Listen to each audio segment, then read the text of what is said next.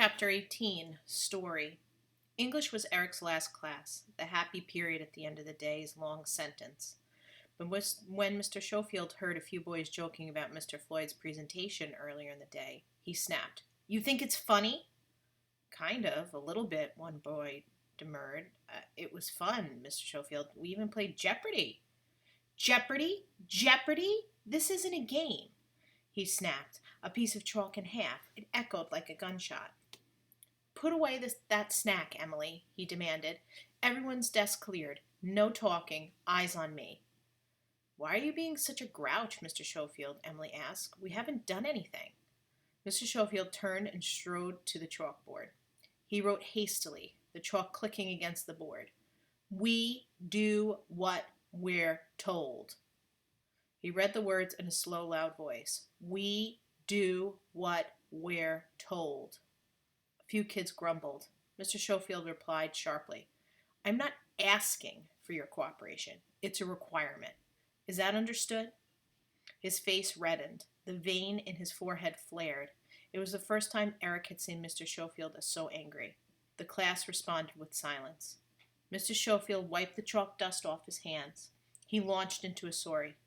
In the early 1960s, a Yale professor named Stanley Milgram wondered about the Nazi atrocities in Germany. The Holocaust, the slaughter of 6 million Jews.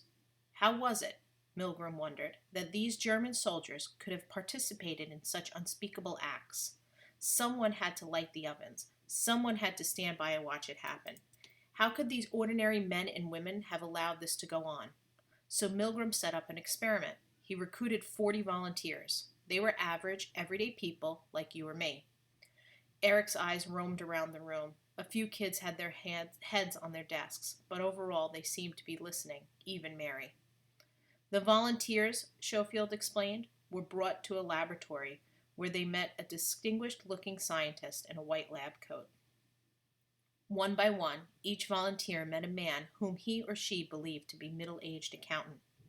After drawing the short straw, the accountant was selected to be the learner in the experiment. The volunteers did not realize. The teacher said that the accountant was actually a professional actor hired to play a role. The selection process was rigged. A boy called out, "They were punked!" Mr. Schofield nodded. "Yes, you could say that." Each volunteer was assured that this was an important research. They had critical jobs to perform.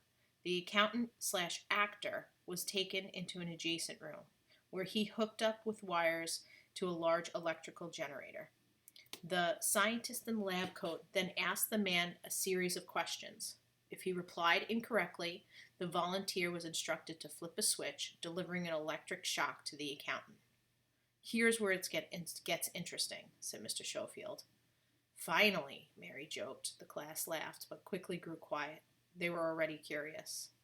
The machine had 30 switches, all carefully labeled, ranging from 15 volts all the way up to 450 volts of electricity with each shock.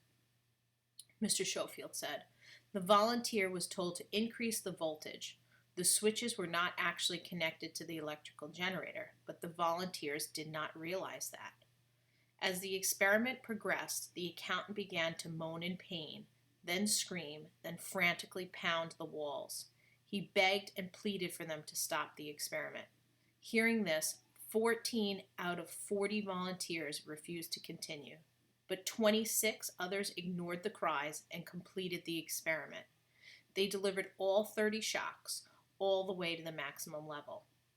Mr. Schofield looked around the room. "I'm sure that some of those 26 people, like you and me, began to have doubts. They sensed it was wrong. They wanted to stop, but each time the scientist told them in a firm voice that it was essential to continue the experiment, so they followed the orders." He pointed to the chalkboard. "We do what we're told. Do you understand?"